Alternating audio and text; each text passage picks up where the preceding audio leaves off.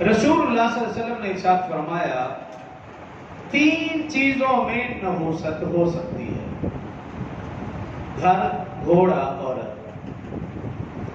ایک اور روایت ہے مسلم شریف کے اندر،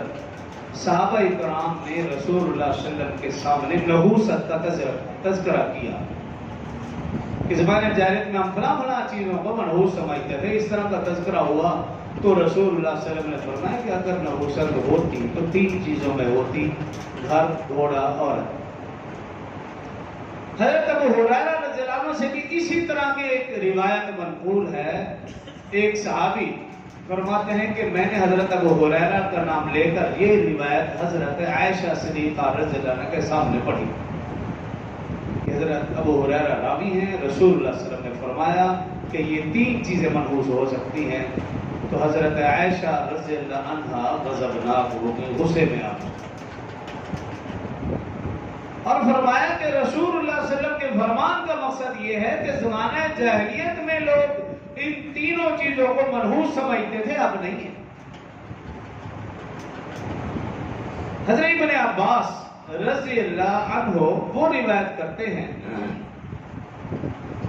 کہ رسول اللہ صلی اللہ علیہ وسلم کے فرمان کا مقصد یہ ہے کہ اگر نحوست ہوتی تو ان 3 چیزوں میں ہوتی، لیکن ان میں بھی نہیں۔ لیکن محدثین نے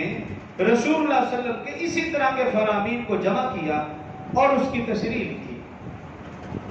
اور تشریح کے اندر لکھا، ان سارے فرامین کو جمع کر کے لکھا کہ رسول اللہ صلی اللہ علیہ وسلم کے فرمان کا مقصد یہ ہے کہ زمانہ جاہلیت میں تو ان 3 چیزوں کو منحوس سمجھا ہی جاتا تھا، لیکن اب ایسا نہیں ہے۔ ہاں، اب ایسا امکان پایا جا سکتا ہے، اور اس کی تشریح میں محدثین نے لکھا کہ وہ گھر منحوس ہو سکتا ہے یا ہے جو گھر تنگ ہو، آب و ہوا اس تک نہ پہنچتی ہو، اذان کی آواز نہ پہنچتی ہو، جس کے گھر میں رہنے والے قرآن کی تلاوت نہ کرتے ہوں، نماز نہ پڑھتے ہوں، گھر میں رہنے والے ناپاک رہتے ہوں، گناہ میں ملوث رہتے ہوں، فرمایا یہ گھر منحوس ہے۔ محدثین نے تشریح میں لکھا کہ یہ گھر منحوس ہو سکتا ہے جہاں اللہ اور اللہ کے رسول کا نام نہ لیا جائے، بلکہ حدیث میں یہ ہے رسول اللہ صلی اللہ علیہ وسلم نے فرمایا جس گھر میں قرآن کی تلاوت نہ ہو وہ قبرستان ہے۔ یہ رسول اللہ کی حدیث ہے۔ ایسے گھر کو منحوس کہا گیا، اور فرمایا کہ وہ عورت منحوس ہے۔ محدثین نے لکھا کہ رسول اللہ صلی اللہ علیہ وسلم کے فرمان کا مقصد یہ ہے کہ وہ عورت منحوس ہے کہ جو اپنے شوہر کی نافرمان ہو، اپنے شوہر کا حق ادا نہ کرتی ہو، اپنے شوہر کے لیے نہیں دوسروں کے لیے بنتی سنورتی ہو، شوہر کے لیے بننا سنورنا پسند نہ کرتی ہو۔ فرمایا کہ یہ عورت منحوس ہو سکتی ہے، یہ منحوس ہے۔ اسی طرح فرمایا کہ وہ گھوڑا منحوس ہے، اس کی 2 علامتیں لکھی ہے محدثین نے۔ نمبر 1 وہ سرکش ہو، اپنے مالک کا سرکش ہو، نافرمان ہو، فرمایا یہ گھوڑا منحوس ہے۔ اور دوسری علامت یہ لکھی کہ قیمتی گھوڑا منحوس ہے، کہ صرف اس کی قیمت ہے، اس سے خدمت نہیں لی جا رہی، صرف اسی کی خدمت کی جا رہی ہے۔ حالانکہ اللہ نے یہ گھوڑا سواری کے لیے اور انسان کی خدمت کے لیے پیدا کیا ہے کہ انسان اس پہ سوار ہو، لیکن اگر کوئی فرقہ گھوڑے کو ہی اپنے اوپر سوار کر لے، دن رات اس کی خدمت میں لگا رہے، انسان کو وہ کھانا نہ ملے جو اس کے لیے تیار کیا جائے، اور قیمتی ہو، اور صرف 1-2 دن مہینے سال میں 1-2 دن اس کو باہر نکالا جائے اور اس کی نمائش کی جائے، اور اس کی قیمت آپ پوچھ رہے ہیں لاکھوں نہیں کروڑوں کی بات ہے، تو کہا کہ یہ گھوڑا منحوس ہے، قیمت اس کی لاکھوں کروڑوں میں، لیکن انسان کے کام نہیں آ رہا، بلکہ انسان دن رات اس کی خدمت میں لگ گیا، تو ایسے گھوڑے کو منحوس کہا گیا۔ اسلام کے اندر اور مسلمانوں کے اندر لوگوں کی ہم بات ہی نہیں کرتے، وہ اس کو جو مرضی نام دیں، وہ اس کو عزت سے پکاریں، عزت سے پالیں، ان کو اوپر کپڑے چڑھائے، ہمیں ان سے کوئی غرضی نہیں ہے، لیکن رسول اللہ صلی اللہ علیہ وسلم کے فرمان کے مطابق ایسا گھوڑا ملعوز ہے۔ حضرت ابن عباس نے اسی احادیث کو جمع کرتے ہوئے اس کا خلاصہ یوں نکالا جو میں نے بات کی ہے۔ وہ فرماتے ہیں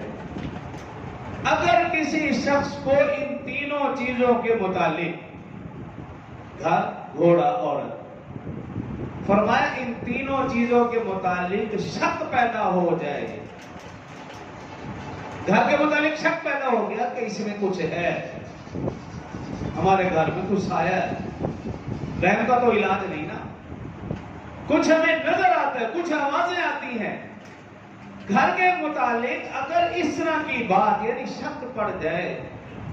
آپ صلی اللہ علیہ وسلم کے پاس چند لوگ آئے اور انہوں نے اپنے گھر کے حالات بتائے کہ افضل ہم گھر میں کتنے افراد رہتے تھے اور کچھ حالات بتائے، کبھی ایسا ہوتا تھا، کبھی ایسا ہوتا تھا۔ آپ نے کہا بھی سب سے پہلا کام یہ کرو، وہ گھر ہی خالی کر دو، اسے کہا گھر خالی کر دو، اس کو فروخت کر دو۔ ابن عباس نے اسی حدیث کو مد نظر رکھتے ہوئے اگر کسی شخص کے دل میں گھر کے متعلق کوئی شک پیدا ہو جائے تو اس گھر کو وہ خالی کر دے، اس کو چھوڑ دے، اس کو فروخت کر، پھر اس میں نہ رہے، کیوں اس کے ذہن میں یہ بات بیٹھ چکی اس گھر میں کوئی سایہ ہے، آواز آتی ہے، کچھ دکھتا ہے، کالا چٹا کوئی اس طرح کے، تو پھر وہ گھر چھوڑ دے، یا پاس کر یا برداشت کر یا پھر رہے اللہ کا نام لے کر، اگر شک ہے تو پھر خالی کر دے، دیکھی جائے گی۔ اور دوسری چیز بتائی کہ اگر کسی جانور کے متعلق انسان کو شک پڑ جاتا ہے، جیسے گھوڑا کی ایک بات کی گئی، گھوڑا انسان کی خدمت، لیکن اگر انسان کو شک پڑتا ہے اب یہ میرا کہنا نہیں مانتا، اب اس جانور سے مجھے کوئی فائدہ حاصل نہیں ہو رہا، شک شبہ پڑ جائے، اس جانور کو فروخت کر دو۔ اسی طرح بیوی کے متعلق بھی اگر کسی انسان کو شک پڑ جاتا ہے کہ یہ میری بیوی ٹھیک نہیں ہے، بد کردار ہے، بد اخلاق ہے، اس کے تعلقات اچھے نہیں ہیں، شک شبہ پڑ جائے، اس کو سنوارنے کی کوشش کی جائے، اگر پھر بھی سمجھنے کی طرف نہیں آ رہی تو مار پیٹ کی ضرورت نہیں، آپ اس سے علیحدگی اختیار کر لیں۔ تو یہ بھی اس حدیث مبارکہ سے سبق ملا، جب کسی چیز کے بارے میں شک پڑ جائے تو پھر اس چیز کو چھوڑ دیا جائے، اس چیز کو فروخت کر دیا جائے۔ لیکن جس کو اللہ کی ذات پر کامل یقین اور بھروسہ ہے، وہ ان چھوٹی چھوٹی باتوں کو نہیں دیکھتا، وہ یہ سمجھتا ہے کہ یہ عورت ہے، اس کے اندر بھی کمی ہو سکتی ہے، تو وہ اس کو برداشت کرتا ہے، اس کو سمجھانے کی کوشش کرتا ہے اچھے طریقے کے ساتھ، اور اس کے ساتھ نبھاتا رہتا ہے۔ اور جس کو اللہ کی ذات پر کامل یقین بھروسہ ہے، وہ یہ سمجھتا ہے ہمارے گھر میں کچھ بھی نہیں ہے، اگر کوئی مخلوق ہمارے ساتھ اور مخلوق رہ رہی ہے تو وہ بھی اللہ کی مخلوق رہتی رہے، ہمیں کیا، ان سے ڈرے نہیں، خوف زدہ نہ ہو، اللہ کی ذات پر کامل یقین بھروسہ کر کے زندگی گزارتا رہے۔ اور اگر شک پڑ گیا اور اس کے دل میں کھٹکا پیدا ہو گیا تو پھر ٹھیک ہے، اس کو فروخت کر دے، بدل دے۔